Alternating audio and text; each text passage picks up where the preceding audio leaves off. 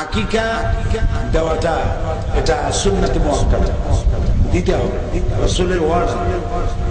তো সুন্নাত তো দুই রকম আছে, মুআক্কাদা এবং গায়রে মুআক্কাদা। এটা সুন্নাতে মুআক্কাদা, তবে সেটা 7 দিনের মধ্যে। 7 দিনের মধ্যে যদি আকিকা করা হয় ওটার নাম আকিকা, আর 7 দিনের পরে যদি হয় ওটার নাম গোশত খাওয়া। ওটা আকিকার মর্যাদা থাকে না। কাজী বাপের আকিদা হয় নাই সেজন্য ছেলের আকিকা করা যাবে না, এটা ঠিক নয়। 7 দিনের দিন আকিকা দিতে হবে। 7 দিনের আগে বাচ্চা মারা গেলে আকিকা লাগবে না। 14 দিনের হাদিস ঠিক নয়, 21 দিনের হাদিস ঠিক নয়, জীবনে একদিন আকিকা দেওয়ার হাদিস ঠিক নয়।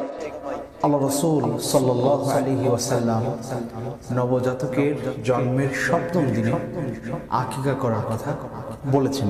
তুযবাহু আনহু ইয়াউমা সাবিহি, তার জন্মের 7ম দিনে আকিকা করতে হয়, এটি সুন্নাহ। আল্লাহ রাসূল সাল্লাল্লাহু আলাইহি ওয়াসাল্লাম বলেছেন, কুল্লু গুলামিন মুরতাহানুন বিআকিকাতিহি তুযবাহু আনহু ইয়াউমা সাবিহি।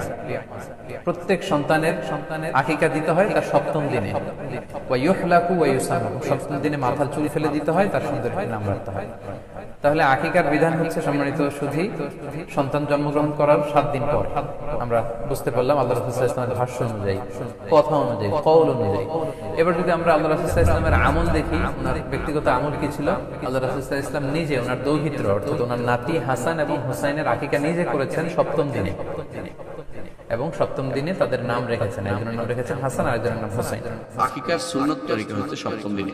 এজন্য আপনি 7ম দিনে আপনার সামর্থ্য থাকলে আপনি দিবেন। আকিকার ক্ষেত্রে